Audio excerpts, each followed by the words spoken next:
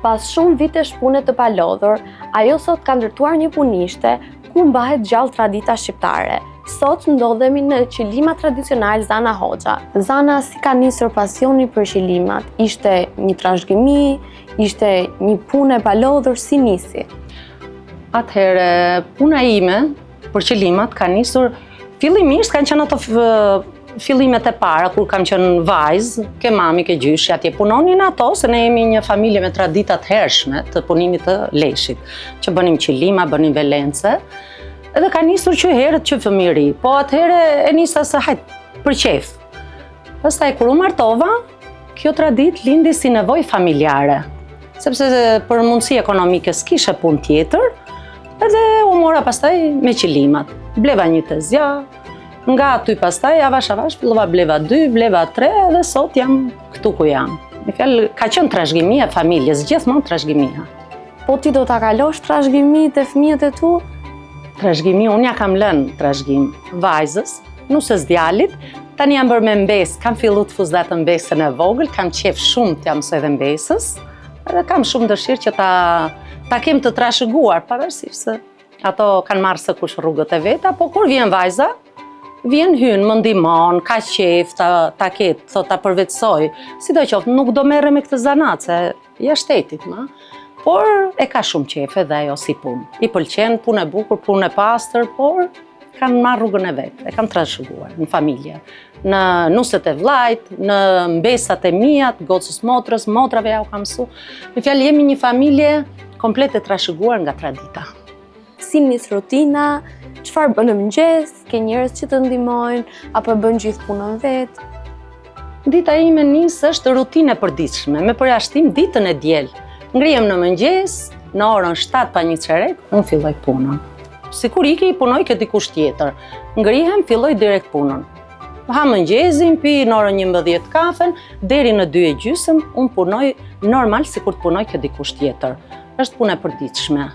Kam për të ndihmuar të gjithë punën vetë, ka njerëz që të ndihmojnë të afër, motrën, vjen motra më ndihmon, ose nuset e vëllezërve, ose edhe mbesa vjen, se dikush vjen e punon me muntezia, dikush mbledh fijen, dikush pastron, se ka procese të gjata, nuk është vetëm një proces. Në fjalë, kështu nis dita ime, po kam edhe një shoqe që vjen e më ndihmon dhe ajo shoqja ime. Ka patur punëtor ndër vite, apo kërkesa për të punuar në këtë lloj profesioni është e pakët? Unë kam pasur fillimisht, para pandemisë, kam pasur gati 8 punëtor. Dhe kishte punë, ishte pak më pak ajo fitimi se shiteshin më lirë, por kur ra pandemia pastaj fillun u shpërndan, dikush iku jashtë shtetit, dikush gjeti një punë tjetër, sepse ra ajo fuqia blerë, se s'kishim ku t'i shisnim në atë kohë. Edhe kështu pastaj iku u shpërbë, pak a shumë ngelëm 2-3 veta. Kërkojmë punëtor, i thua të rinjt nuk kanë interes. Nuk kanë interes që ta mësojnë. Se nuk kanë të rinj interes për këto punime që siç duken janë shumë të kërkuara, shumë të veçanta. Këto janë shumë të bukura, janë shumë të veçanta dhe jo gjithkush i bën, po ato sa vinë thonë jo, po sepse ato radh parë kanë thonë të gjata. Kjo puna është që i do thonë ti do rafsht, nuk punohet. Është një punë që kërkon mund, sakrificë, dhe do që kur të vish në punë të thuash po iki në punë, dhe jo po iki këtu unë, jo po celulari, jo po kjo. Nuk e kanë qef shumë si punë. Vinë e shofin, se vinë plot nga shkollat, kanë dëshirë i bien mësusët, por nuk e kanë me qef të rinjt. Sa do që mundohem unë ti mësoj, edhe kur vinë një që kërkoj punëtore, vinë një ere, punon një muj, thotë po kjo e bukur është, po prapë tërhiqet. Është e lodhshme. E lodhshme, jo shumë, por nuk e kanë qef si zanat, sepse duan ku t'jen një shit se të ekspozohen, ku t'jen diku tjetër, kurse këtu është, kur thua 8 orë ose 7 orë, duhet të rish brenda. Edhe duhet fokusosh, gjithmonë ke numruar 1, 2, 5, në fjalë, është punë që do fokusim. Folëm pak për të rinjt, më ceke të rinjt. A mendon se teknologjia ka krijuar një realitet tjetër për të rinjt, prandaj nuk e duan dhe këtë lloj profesioni? Po, ka ndikuar shumë teknologjia. Që ti thua hajtë se do punojmë, a i shef ke teknologjia, jo me thot më mirë, po i ke o në call center, me fjalë se i duket më e lehtë, se është më e lehtë faktikisht, edhe nuk thot, të punoj unë me shpatlla me kraj, jo, thot nuk punoj. Kurse ne e kishim të domosdoshme, se ne krijuam familjen, kur s'kishte punë tjetër në kohën tonë, në 95-ën, detyrimisht pastaj morëm familjen përsi, pra krijuam familje dhe detyrimisht u detyruam që ne të punonim. Kurse këto tani kanë mundësira, kanë shkollimin, kanë mundësi t'ikin diku të punojnë, kanë mundësi të tjera, prandaj edhe e neglizhojnë si punë. Ishte i vështirë fillimi kur e niste të punë? Fillimisht po duke pas parasysh që unë e kisha idenë se çdo të thotë e zja, nuk e kisha ai shumë të vështirë. E kam pas më të lehtë, po kur nëse ti vjen sot, vjen këtë zjau të duket thua, çush i bëni juve këto? Të duket shumë e vështirë, ndërsa unë nuk e kam pasur shumë të vështirë. Si nis procesi i bërjes së një qëllimi? Në maj qethen delet. Pasi qethen delet, ne e marrim leshin.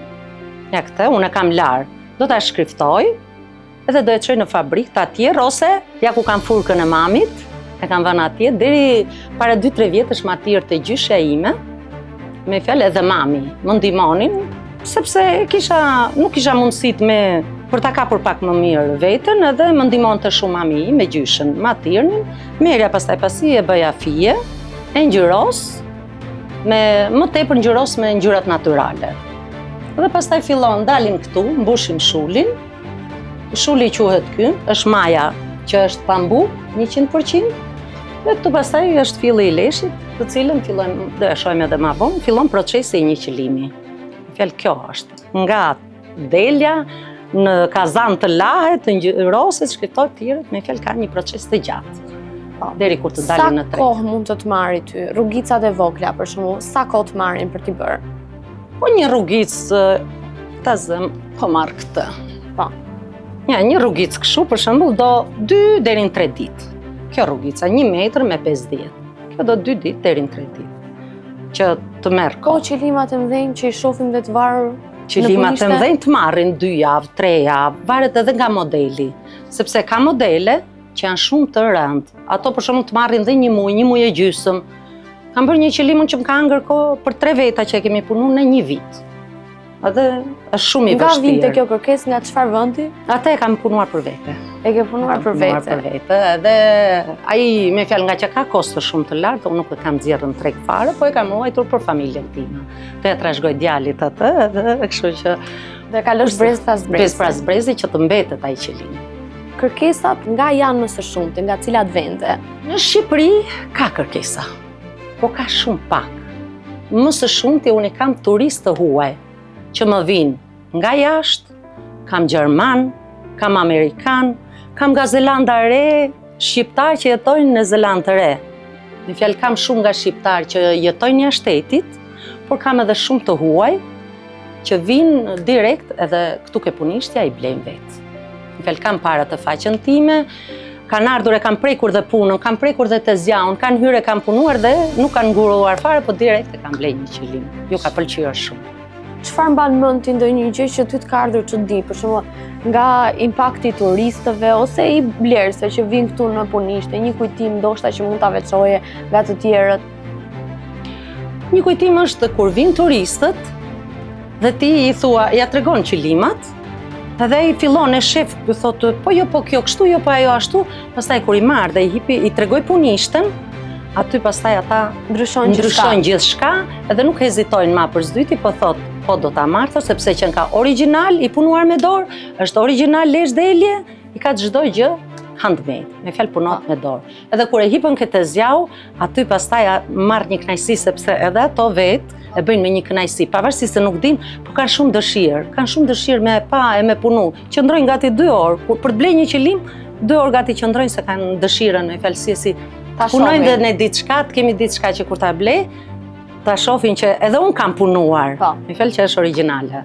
Kërkesat kur kanë rënë më së shumti? Ti përmend pak pjesën e Covidit. Më përpara ka pas kërkesa, sepse kishim edhe punëtor dhe unë furnizoja dyqane më tepër, Kruj, Gjirokastër, këto dyqanet. Mas Covidit si rap, pastaj kërkesa, sepse u mbyllën. Edhe fuqia punëtore më ra, dhe unë fillova pastaj i eliminova dyqanet, edhe kam fillu për merr me to rrjetet sociale, i shes vetë. Në përmjet të rrjeteve sociale, siç kam Instagramin tim, Qëllima Tradicional Zana Hoxha. Merret të ndihmon dikush për rrjetet sociale apo i menaxhon vetë? Jo, më tepër më ndihmon djali, vajza, me rrjetet sociale e menaxhojnë të dy fëmijët. Unë bëj në një video që hedh ato të përditshmet, kurse më tepër e menaxhojnë fëmijët, sepse mu më shkruajnë edhe të huajt. Po aty ka gjuhë anglisht, unë anglishten jam aty kum levërdis, sa kushton, sa s'kushton, vetëm aq kam mësuar ka anglishtja, dhe kështu që e menaxhoj fëmijët. Si është marrëdhënia e familjes me punën, për shembull, kam thënë ndonjëherë që o mame, po lëre këtë se është shumë e lodhshme për ty, nuk të bën mirë për trupin, për shembull, është e lodhshme fizikisht. Jo, unë kam dashur ta lë ndonjëherë kur mërzitem. Mirë, po shtysa kanë mërzitem në një kur nuk shiten. Po ato rëndësi ka të kesh gjendje se do vi një ditë do shiten. Po gjithmonë shtysa ime kryesore kanë qenë fëmijët. Mami mos e ler, mami nëse je e lodhur bëj pushim. Mos e dërmo trupin, puno aq sa ke takat, por mos e ler si zanat sepse është shumë i bukur. Dhe unë kam vendosur që sa të kem fuqi, mendoj që do ta vazhdoj. Do ta vazhdoj. Deri kur them që tani nuk mundem më. Nuk mundem fizikisht. Fëmijët e mia shtysa ime gjithmonë që mami, edhe po s'punove shumë, puno pak, por ruaje si traditë, sepse jo se s'ta e ke trashëguar, po ne nuk vim të punojmë. Ne vim sa për ta pa, punojmë një orë, 2 ose një ditë, 2 edhe, kështu që. Më përmendej që parë që më the kam bërë një qëllim që më ka ngrënë kohë një vit. Ai gjithashtu është dhe punimi më i veçantë që ti ke, besoj. Më i veçantë, unë kam shumë të veçanta sepse kam qëllimin e madh që kam bërë 50 metër katror. E kam marrë një zotëri për një kull në Kosovë. Ai është qëllimi më i madh që kam bërë. Dhe shumë i bukur, ka shumë të veçantë. Po të shikosh kur thon edhe yjet i kam bërë. Kam arritur të bëj qëllim për një bashki që e ka shtruar edhe kam bërë yjet lartë. Kam bërë Arushën e madhe edhe e shumë i bukur. I thjesht duket kështu, por është shumë i bukur. Sa kohë të ngri ky proces? Një muaj. Një muaj punë. Kosta është shumë e lartë? Po varet, varion. Nga 5 euro deri nuk e di pastaj se sa mund të shkojnë. Varet nga kërkesa. Nga kërkesa, nga modeli, nga madhësia, se mund të jetë e vogël, po mund të jetë edhe 50 metër. Ai 50 metër nuk mund të kushtojë njësoj sa një rrugicë.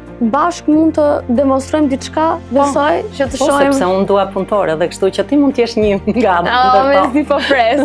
Po mund të demonstrojmë diçka.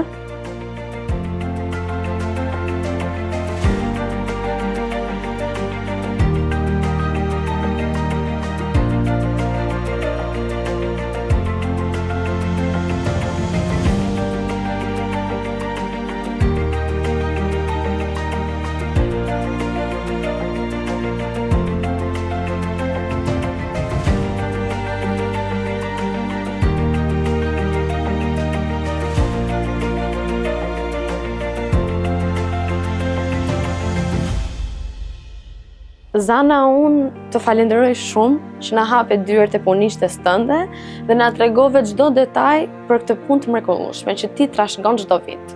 Edhe unë ju falenderoj shumë, ishte kënaqësi për punën që ju bëni, që promovoni gjithë këtë punë që neve bëjmë, që të kenë mundësi ta shohë gjithkush këtë punë, se si punohet me dorë. Ishte shumë kënaqësi. Falenderoj. Faleminderit. Mos harroni të bëni subscribe në kanalin tonë për video të tjera si kjo dhe aktivizoni notification që mos të humbisni asnjë nga videot e përditshme.